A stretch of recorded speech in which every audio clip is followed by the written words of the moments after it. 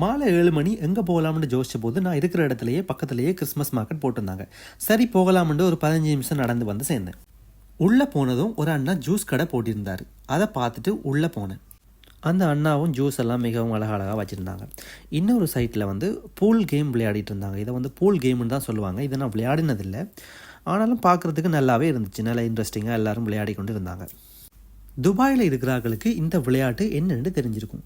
இதை நானும் முதல் விளையாண்டுருக்கிறேன். இதுக்குள்ள இருக்கிற பொம்மையெல்லாம் நான் ஜெயிச்சும் இருக்கிறேன். இந்த டைமில் ஓகே நம்மளும் விளையாண்டு பார்ப்போம்னு சொல்லி போட்டு ஒரு திராமம் வந்து உள்ளே போட்டேன்.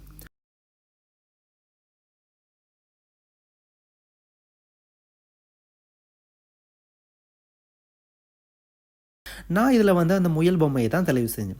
முயல் பொம்மை எனக்கு கிடைக்கும்னு நான் யோசிச்சுட்டு இருந்தேன். ஆனாலும் அந்த கவி பிடிக்கிறது வந்து அந்த பொம்மையை வந்து குரங்கு பொம்மையை எனக்கு பிடிக்காமல் அந்த பொம்மையை தூக்கினா போல் அது அதில் மாட்டுப்படையில்.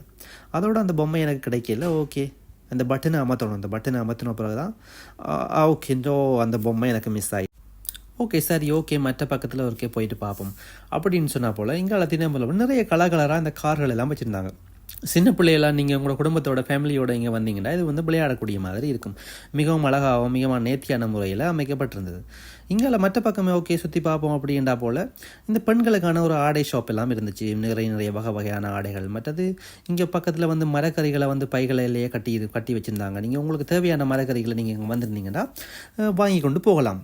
பக்கத்துலேயே இங்கே வந்து பார்க்கும்போது ஆண்களுக்கான ஆடைகள், ஜீன்ஸுகள், ஷர்ட்டுகள் மிக அழகாக இருந்தது. ஒரு பக்கத்தில் என்னடா ஆச்சரியம் என்று பார்த்தா போல் இங்கே லேப்டாப்பு, ஐபேடு, ஃபோன்ஸு, நிறைய எலக்ட்ரானிக் ஐட்டம்கள், உங்களுக்கான தேவையான ப்ளூடூத் ஹெட்செட்டுகள் எல்லாமே மிகவும் அழகாக இருந்துச்சு.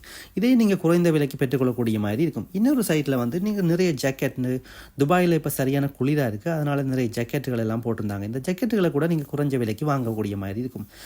இன்னொரு பக்கத்தால் போயிட்டு பார்க்கும்போது இந்த ஸ்மார்ட் வாட்சஸ் எல்லாம் மிகவும் அழகான முறையில் கலராக குறைஞ்ச விலையை கேட்டால் போல் ஓகே எல்லாம் 20, 25, 50, 100 திராம்ஸுக்குலாம் இருந்தது.